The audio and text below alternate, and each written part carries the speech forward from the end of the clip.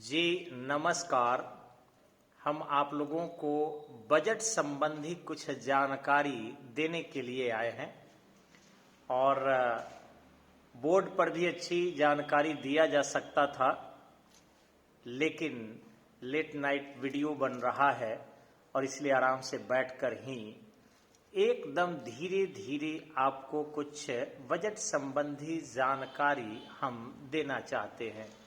देखिए है क्या कि बजट शब्द का प्रयोग 1803 में सबसे पहले किया गया था। बजट शब्द का प्रयोग सर्वप्रथम 1803 में किया गया था, जिसका शाब्दिक अर्थ होता है चमड़े का थैला। चमड़े का थैला। और व्यंग्यपूर्ण विपक्षियों ने इस शब्द का प्रयोग किया गया था। सामान्यतः अब यह आम प्रचलन में मुद्रा के रूप में, पैसे के रूप में जाना जा रहा है। और अब तो बजट का इतना प्रचलन है कि लोग कहता है चलो यार थोड़ा चाय पिला दो, तो लोग कहता है यार क्या कहें, मेरे आजकल बजट ठीक नहीं चल रहे हैं, मेरा पॉकेट का बजट भी गड़बड़ाइल है। देखिए शब्द उनका, और मेरे परिवार के बजट भी गड़बड़ाइल है। कितना साधारण हो गया। फ्रांस में जो व्यंग में निकला था वो शब्द आम आय व्यय के विवरण के रूप में स्थापित हो गया, जगह धर लिया। अब रही बात कि बजट क्या है, तो ध्यान रखेंगे भारत में जो जनरली बजट आता है वो 3 साल का रिपोर्ट होता है। एक, आपके पुराना जो वर्ष बीत चुका है उस वर्ष का फाइनल रिपोर्ट होता है। दूसरा कि जो वर्ष चल रहा है उसका अनुमानित रिपोर्ट होता है। और तीसरा आगामी वर्ष के आय व्यय के एक अनुमानित रिपोर्ट होते हैं। अब आप सोचते होंगे कि हम बजट किसको कहें। जैसे अभी 1 फरवरी 2022 को बजट आएगा। अब 1 फरवरी 2022 को जो बजट आएगा उसको क्या माने हम?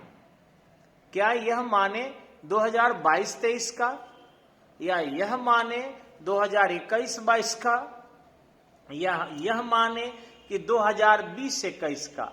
तो ध्यान रखेंगे 2020-21 का यह फाइनल रिपोर्ट देगा। 2020-21 का फाइनल रिपोर्ट आएगा और 2021-22 का, चूंकि 22 अभी पूरा नहीं हुआ है, 31 मार्च तक चलेगा। तो इस तरीके से, और 1 फरवरी को आएगा। तो अब सोचिए कि 31 मार्च 2022 तक जब बजट चलेगा, यानी बजट सत्र है, बजट चल रहा है, वित्तीय वर्ष है, तो फिर हम 1 फरवरी को कैसे 22 में अनुमान लगा लेंगे?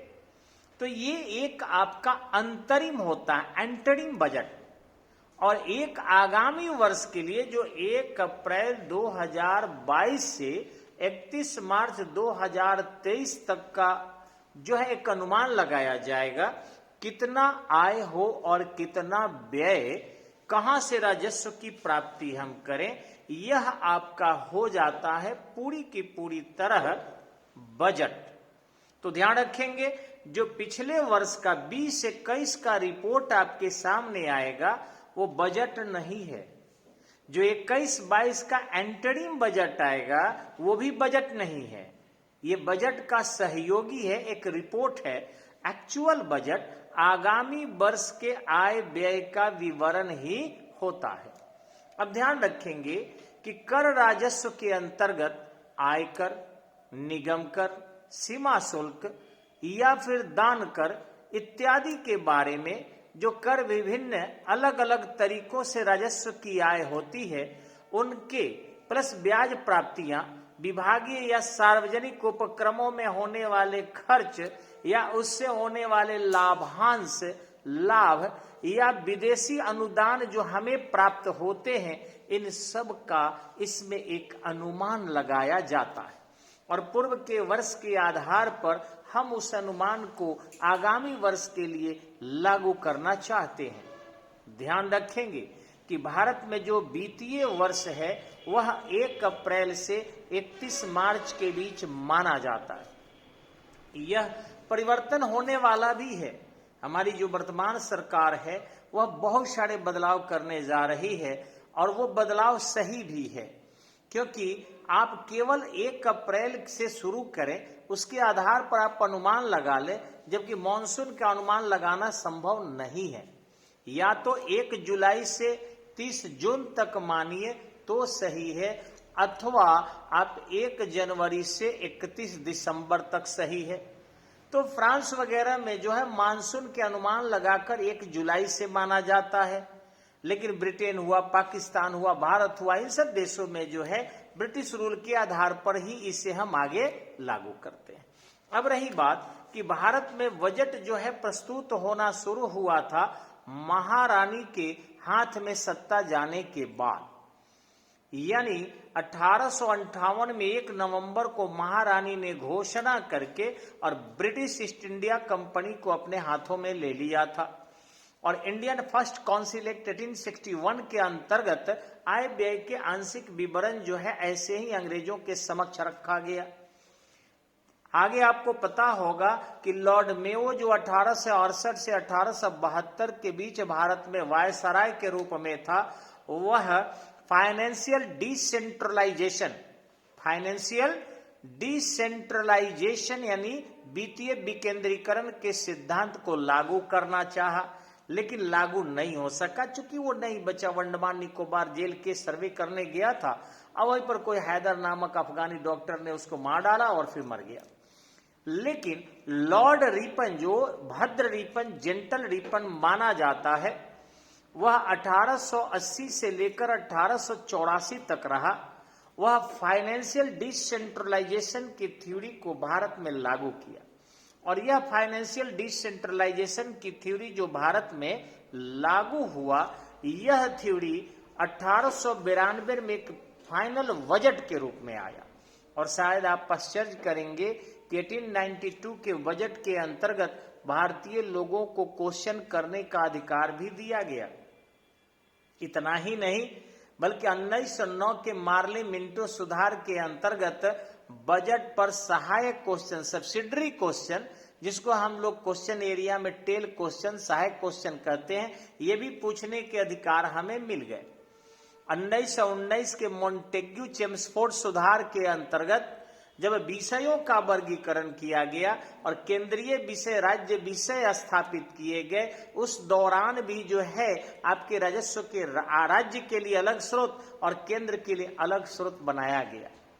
लेकिन फाइनली 1935 के अधिनियम के अंतर्गत भारत में केंद्रीय राजस्व में राज्य के हिस्से को निश्चित किया गया। और भारत के संविधान जब लागू हुआ तो उसी समय में अनुच्छेद 280 बनाकर और वित्त आयोग की चर्चा की गई, और यह भी कहा गया कि प्रत्येक 5 वर्ष पर राष्ट्रपति एक वित्त आयोग का गठन करेगा, और उस वित्त आयोग जो है वह निर्धारित करेगा कि केंद्रीय राजस्व में राज्य की हिस्सेदारी कितनी है। ये धीरे धीरे बढ़ते बढ़ते 15वें वित्त आयोग का गठन हो चुका है, रिपोर्ट भी आ चुकी है, और लगभग 42% सेंट्रल टैक्स में से स्टेट गवर्नमेंट को वर्तमान में मिल रहा है। और आगे सरकार तय की है कि स्टेट गवर्नमेंट के माध्यम से ही अधिक से अधिक डेवलपमेंट होगा, और ऐसी स्थिति में 65% तक स्टेट गवर्नमेंट की हिस्सेदारी दी जाएगी। ये सरकार ने निर्धारित करने का मन बनाया है, अभी लागू नहीं है। तो रही बात आपको कि ये तो रहा फाइनेंशियल डिसेंट्रलाइजेशन, यानी स्टेट गवर्नमेंट के सेंट्रल गवर्नमेंट में राजस्व में हिस्सेदारी। लेकिन जब हम बजट लाते हैं तो इस बजट को हमने शुरू किया था आफ्टर इंडिपेंडेंट, यानी भारत जब आजाद हो गया था उस समय में भारत में 26 नवंबर 1947 को प्रथम वित्त मंत्री आर के सनुंखम सेट्टी ने, प्रथम वित्त मंत्री आर के सनुंखम सेट्टी, याद रखिएगा प्रतियोगिता परीक्षा में ये क्वेश्चन आता है बार बार कि 26 नवंबर 1947 को आर के सनुंखम सेट्टी ने प्रथम वार्षिक वित्तीय विवरण को प्रस्तुत किया। अब ध्यान रखेंगे कि प्रति वर्ष राष्ट्रपति के माध्यम से केंद्र सरकार संसद के समक्ष राष्ट्रीय वित्तीय विवरण को रखवाएगा। तो इस ढंग से राष्ट्रीय वित्तीय विवरण सनमुखम सेट्टी सबसे पहले रखे थे, यानी पहले वित्त मंत्री वही थे। गणतंत्र जब भारत हो गया, यानी 26 जनवरी 1950 के बाद, तो ऐसी स्थिति में बजट प्रस्तुत किया था जॉन मथाई ने। दोनों दो प्रश्न हैं। अगर आपसे ये पूछे कि आजादी के बाद पहला बजट किसने प्रस्तुत किया था, तो आर.के. सनमुखम सेट्टी ने। और गणतंत्र भारत का पहला बजट किसने प्रस्तुत किया था, तो जॉन मथाई ने आपका आंसर होना चाहिए। तब से लगातार बजट हम प्रस्तुत करते रहे और जनरली ये फरवरी माह के अंतिम समय में बजट प्रस्तुत होते रहा। ध्यान रखेंगे 1998 तक 1998 तक ये बजट हम लोग लगभग 5 बजे शाम को प्रस्तुत करते थे। इसलिए करते थे क्योंकि थोड़े देर बाद ही लंदन में बियाहान हो जाता था। तो लंदन के लिए, हमारे देश के लिए यह बजट नहीं था, सच बता रहे हैं आपको, था देशे के लिए, लेकिन उन्हीं की परंपरा थी, उन्हीं के देन थी। तो 5 बजे शाम को बजट का क्या औचित्य था। हमारे अटल बिहारी वाजपेयी ने इसे महसूस किया और कहा कि नहीं, जब भारत की बजट है तो भारत के समय अनुसार हो, बजट प्रस्तुत करके सो जाइए। क्या सा मतलब है, प्रक्रिया प्रतिक्रिया जनता का जानना चाहिए। इसके लिए उन्होंने 1999 से, याद रखिएगा वर्ष एग्जाम में आएगा, 1999 से बजट को दिन में ही सदन में प्रस्तुत करना प्रारंभ कर दिया गया था।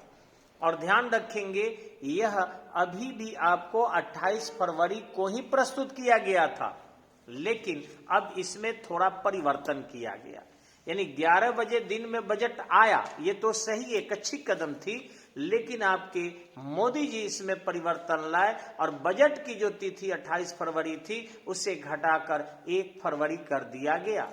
अब ध्यान रखेंगे कि लोकसभा कार्य संचालन नियम 207 क्लॉज 1 क्लॉज 2 के तहत लोकसभा कार्य संचालन अधिनियम 207 के क्लॉज 1 क्लॉज 2 के अंतर्गत बजट का जो प्रस्तुतिकरण किया जाता है, ये ध्यान रखिएगा, इस पर चर्चा आफ्टर 26 डेज बाद होता है।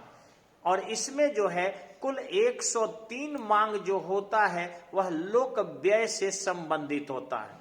103 मांग लोक व्यय से संबंधित होता है और 6 मांग जो है वो सुरक्षा बजट से होती है।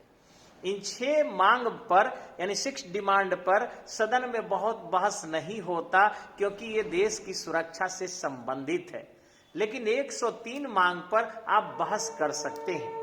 अब रही बात आपको कि मैंने एक नेक्स्ट वीडियो में बताया था, आप देख लेंगे YouTube पर सभी, कि 1934 में मोक्षगुंडम विश्वेश्वरैया ने the plan economy for India दिया था। 1944 में मुंबई के 8 उद्योगपतियों ने बॉम्बे प्लान दिया था। ठीक 1943-44 में ही श्री मन्ना नारायण ने पीपुल्स प्लान दिया था। 1944 में ही आपके गांधीयन प्लान के रूप में जो है प्लान आए थे।